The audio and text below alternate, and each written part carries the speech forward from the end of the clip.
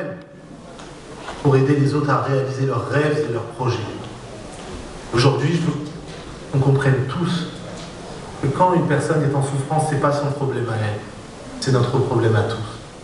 Quand il y a des personnes qui sont victimes d'exclusion, de violence et de brutalité, ce n'est pas leur problème à elles, c'est notre problème à tous. Le drame, une société, tombe dans l'inhumain, tombe dans l'indifférence, tombe dans la violence, et pas dans la violence et la brutalité de ces extrêmes, mais dans le silence de sa majorité. Soyons, s'il vous plaît, une majorité non silencieuse. Soyons une majorité qui est capable de transformer ses colères, sa fureur et sa tristesse parfois, non pas en moyen de destruction, non pas en frustration à exprimer par tel moyen ou par tel autre, mais en une force positive. Cette colère qu'on ressent tous, à chaque fois qu'on voit une injustice, est-ce qu'on est capable de la transformer en quelque chose de positif? Non. On le fait pour les autres, on le fait pour nous. Pourquoi? Tout simplement parce que l'amour est une nécessité. Merci.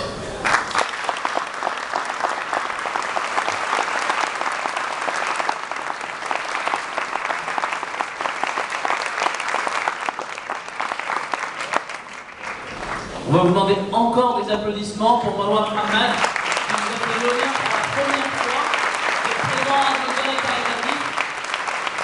C'est la première, j'espère que ce n'est pas la dernière. Petit message subliminal. On vous remercie en tout cas, on le remercie pour sa présence, sachant qu'il a un voyage ce soir. Il a quand même décidé d'être présent. On va poursuivre avec la suite du programme. On est encore en train de préparer techniquement le PowerPoint qui va être diffusé. Est-ce qu'on veut juste bouger le pupitre? On va le bouger du coup.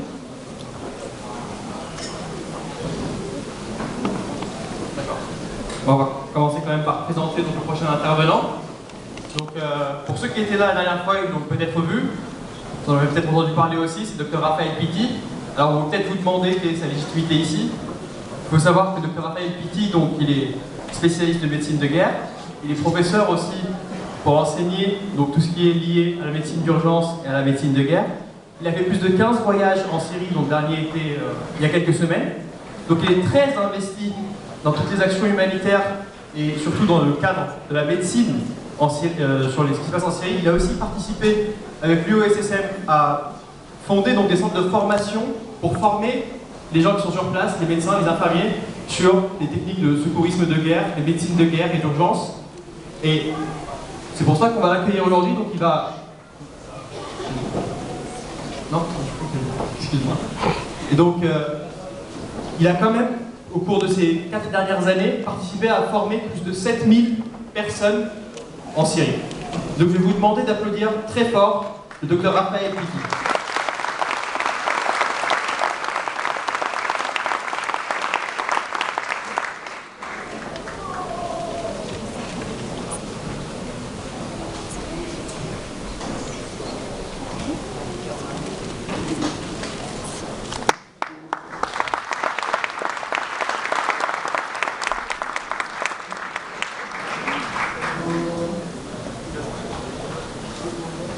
Mesdames et messieurs, je suis vraiment très heureux d'être présent parmi vous ce soir.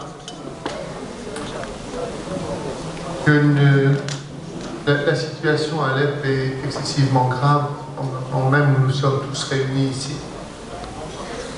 Le docteur en a parlé tout à l'heure. Un hôpital de plus vient d'être détruit, tuant le seul pédiatre de la ville d'Alep. Le président du comité civil d'Alep, qui avec courage organise la vie après les difficultés, les bombardements et autres, a été enlevé par un groupe depuis 48 heures.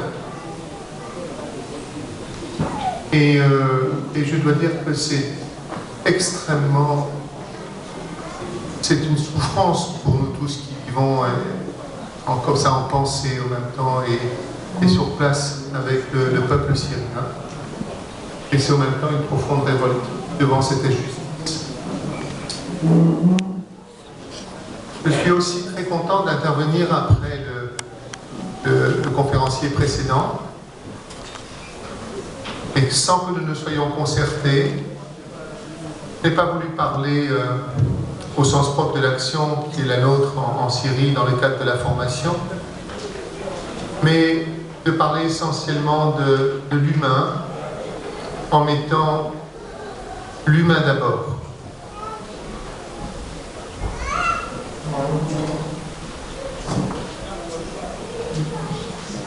La Syrie, c'est une tragédie, c'est la plus grande catastrophe humanitaire depuis la Seconde Guerre mondiale. Elle est, et je l'ai déjà dit,